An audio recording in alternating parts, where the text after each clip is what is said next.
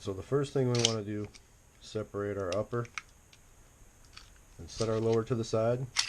We're not going to be talking about our lower at this point.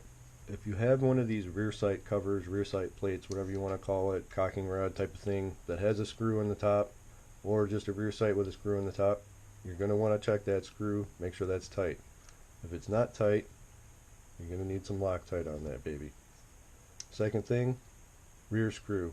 If you have a hammer protection pad or just a regular stock screw like this, check that screw, make sure it's tight. If those screws loosen up, get some Loctite on them. You guys can see I have a few things out here. These are a few of the spare parts and probably necessities that you're going to need. So first up, I have some nozzle return springs. I have the 140 and the 120 AIP brand. These are the go-to. Pretty much everybody knows that these are the gold standard. Next, I have some lube. You're going to need lube for sure. Of course, Loctite. And then these are those little extra screws for the top sight here.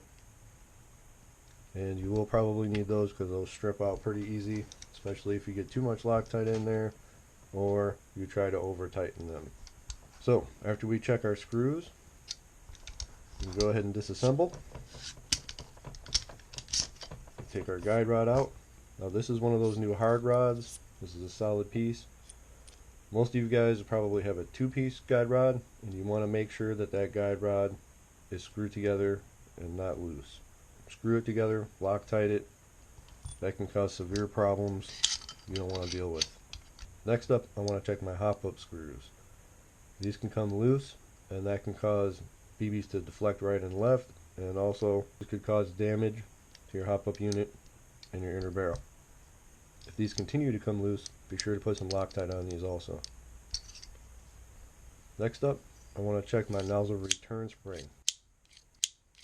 I want to make sure my return spring is pulling my nozzle completely back all the way, not sort of halfway or all the way and then it kind of falls a little forward like so. As long as I have a good spring return rate, then that's good. Next up, I need to check my piston. Now on this blowback unit, I can grab and push. I can take my fingernail and sort of push on the little porthole right here and make sure it doesn't spin. If it's loose and it spins, then you need to take this unit out of here, Loctite that screw, and make sure that that piston head is secure. That can come forward and bounce around in there if it's loose, and that will destroy your valve and your valve block. So make sure your piston head is tight. Next thing we need to do is make sure we're lubed. You're going to pull down your nozzle like so, put some lube right here on the O-ring and a little bit on your piston, and you're good to go. Now for you guys who have stock blowback units still, you're going to want to check your piston head right here. Make sure that that little screw right there, make sure he's tight, make sure this piston head isn't loose and moving around.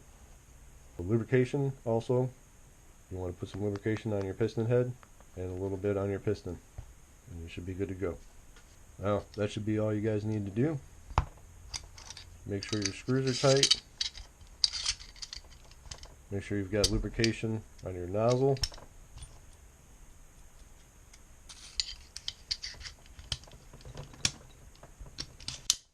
And then make sure you've got lubrication on your rails. That's pretty much all you need to do.